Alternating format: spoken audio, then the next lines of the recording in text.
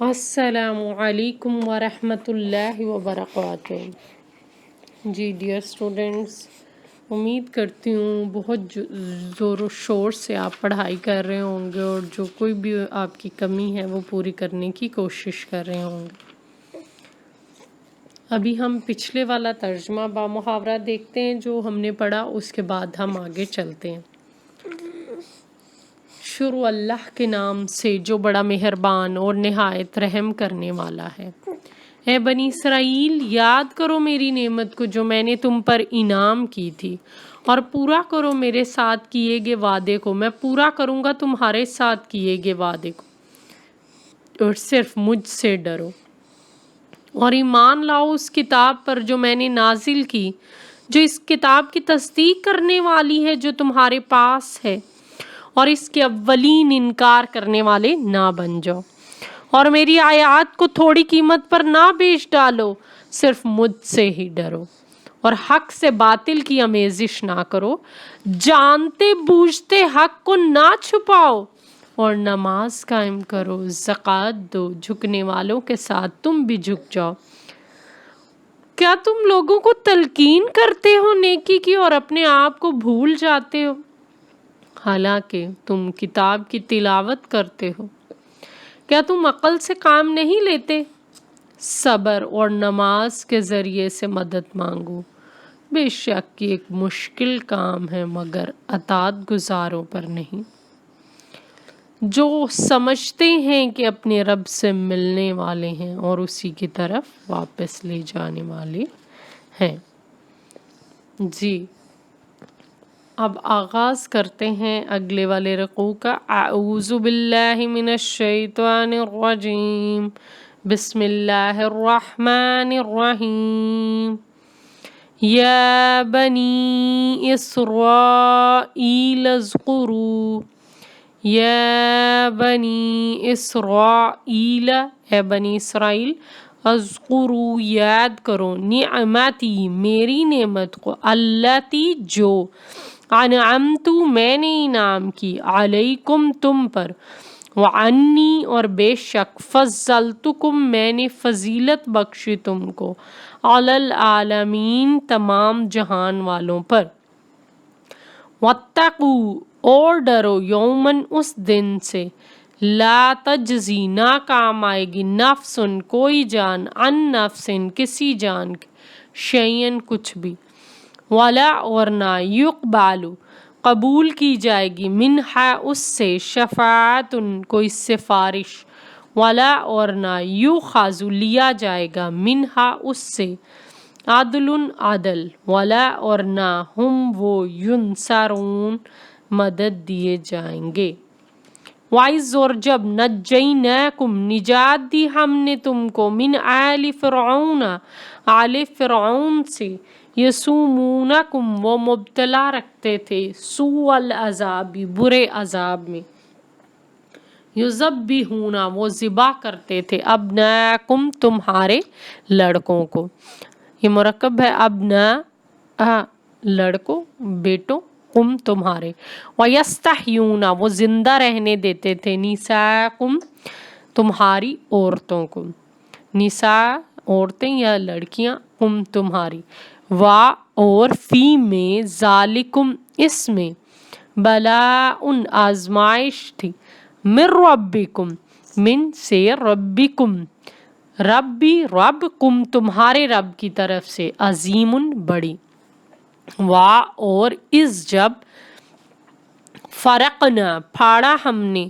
بکم البحر تمہارے لیے سمندر کو، فانجیناکم نجات دی یا بچا لیا ہم نے، کم تم کو، واغرقنا غرق کیا ہم نے، آل فرعون کو، وانتم اور تم، تنظرون دیکھ رہے تھے۔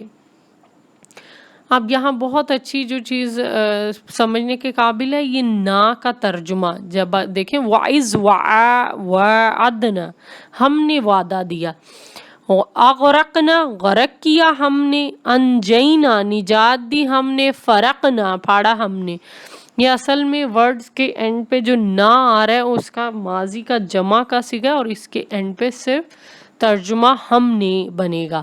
وعدنا ہم نے وعدہ دیا، موسیٰ کو 40 لیلتن راتوں کا، ثم پھر اتخذتم تم نے بنا لیا اجلا بچڑے کو من بعدہ اس کے بعد، وانتم اور تم ظالمون ظالم تھے.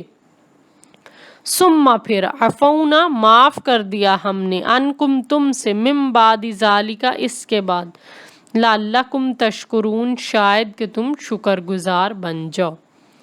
وَإِذْ اور جب آتینا عطا کی ہم نے موسیٰ الکتاب موسیٰ کو کتاب، والفرقان حق و باطل میں فرق کرنے والی، لعلکم تہتدون شاید کہ تم سیدھا راستہ دیکھ لو پا لو. اوکے اسٹوڈنٹ، اتنا کافی ہے. آپ نے اس کے ساتھ تشریح بھی یاد کرنی ہے. اچھی طرح ان لفظوں کو دیکھیے. اب آیت نمبر 46 کی تشریح کی طرف دیکھیے. یا بنی اسرائیل اذکروا، اے بنی اسرائیل یاد کرو میری نعمت کو.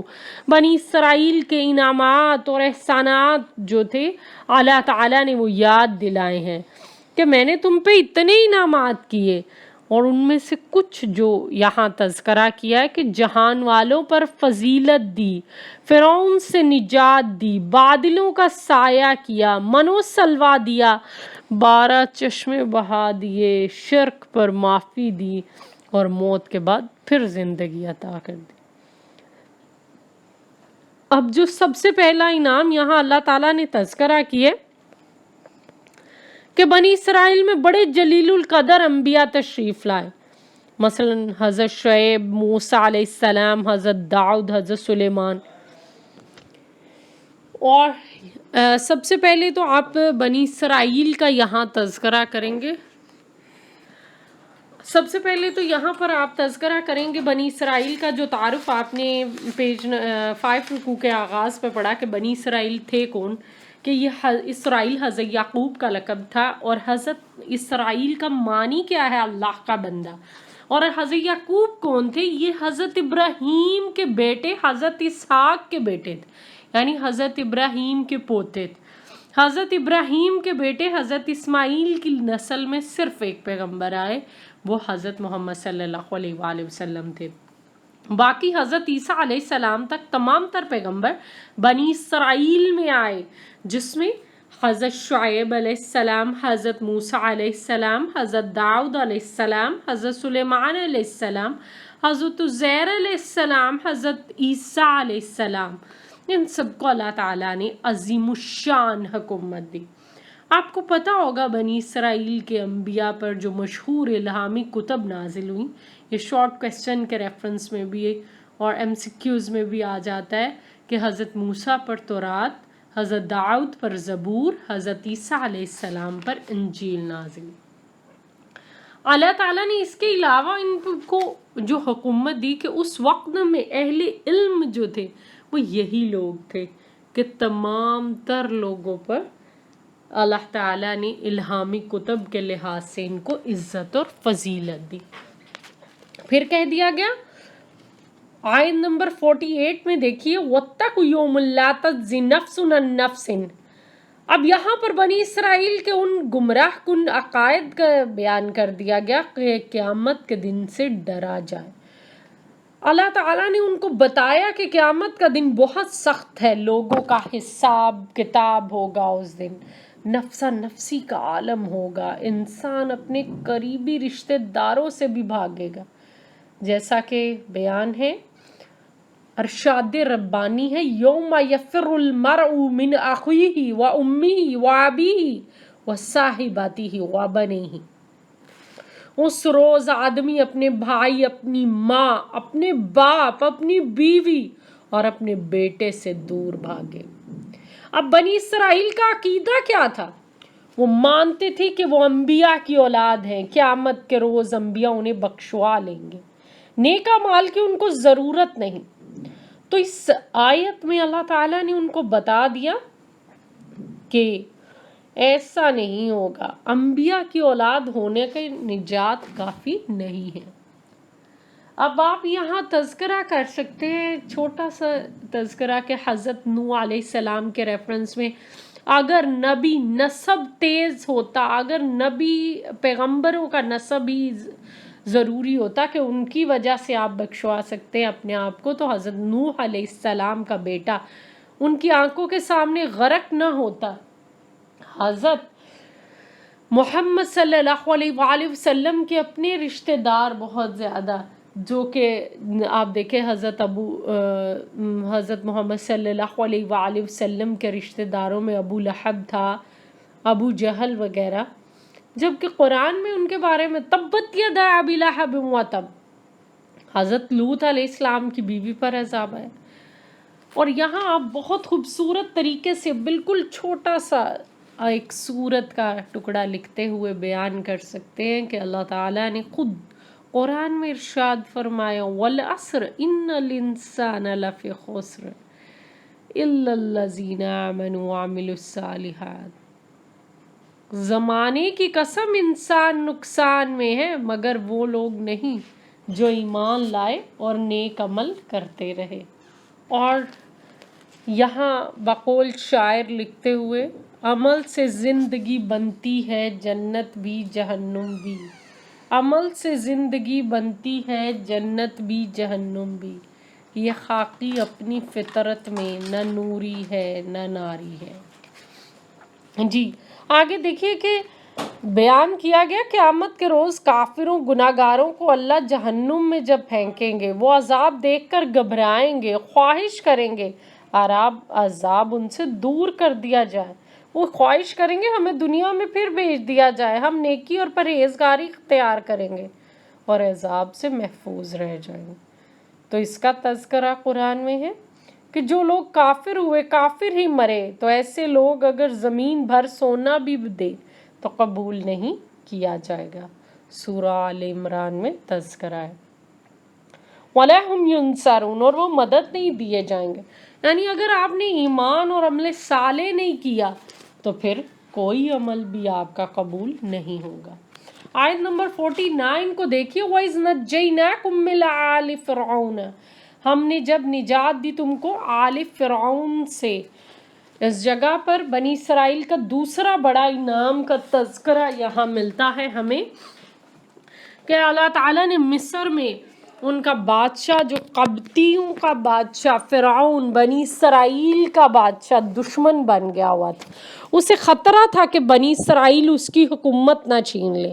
مختلف روایات میں یہ مختلف چیزیں، شاید کسی نجومی نے اسے بتایا تھا کہ ایک بچہ پیدا ہوگا اس سال میں جو کہ تمہاری حکومت کو چھین لے گا، تو اس وجہ سے وہ اس وقت میں جتنے بھی اولادیں نرینہ ہوئیں ان کو اس نے قتل کرنے کا حکم دیا۔ بالآخر اللہ کو بنی اسرائیل پر رحم آیا، عمران نامی ایک شخص کے ہاں خوبصورت بچہ پیدا ہوا، یعنی حضرت موسیٰ علیہ السلام۔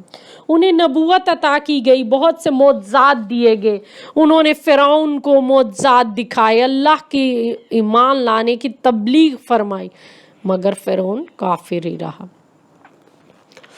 تو اللہ تعالیٰ نے کس طرح ان کو نجات دی، اس کا تذکرہ آیت نمبر 50 میں بھی ملتا ہے۔ وَإِذْ فَرَقْنَا بِكُمُ الْبَحْرَ فَأَنْجَيْنَاكُمْ، جب ہم نے پھاڑا تمہارے لیے سمندر کو اور نجات دے دی تم کو ہم نے۔ اس آیت میں اگر پچھلے ہی سیاق و سباق کے ریفرنس میں ہی دیکھیں کہ بنی اسرائیل پر اللہ تعالیٰ اپنے انعامات یاد دلاتے ہوئے فرما رہے ہیں کہ بنی اسرائیل کو فرعون کی قید سے چھڑا کر جب حضرت موسیٰ کنعان کی طرف لے کر جا رہے تھے تو فرعون اپنے لشکر سمیت آپ کے پیچھے تھا، اور بنی اسرائیل دریائے قلزم کے قریب پہنچے تو انہیں بڑا خوف لاحق ہوا۔ آگے دریا تھا، پیچھے فرعون اور اس کا لشکر، وہ بڑے گھبرائے، مگر اللہ نے ان پر مہربانی فرمائی۔ حضرت موسیٰ علیہ السلام انہیں دریا میں سے نکلنے کا اللہ نے راستہ بتایا، حکم دیا اپنا عصا مارو، اللہ کی قدرت سے دریا میں ایک راستہ بن گیا۔ بنی اسرائیل اپنے جانور اور مال اسباب لے کر اس سے چل دیے، اور فرعون اور اس کا لشکر چلا تو وہی لوگ ڈوب گئے، فرعون اور اس کے لشکر، سارے کا سارا ختم ہو گیا. اور یہاں اللہ تعالیٰ نے فرمایا وَأَنْتُمْ تَنْظُرُونَ، تم دیکھ رہے تھے.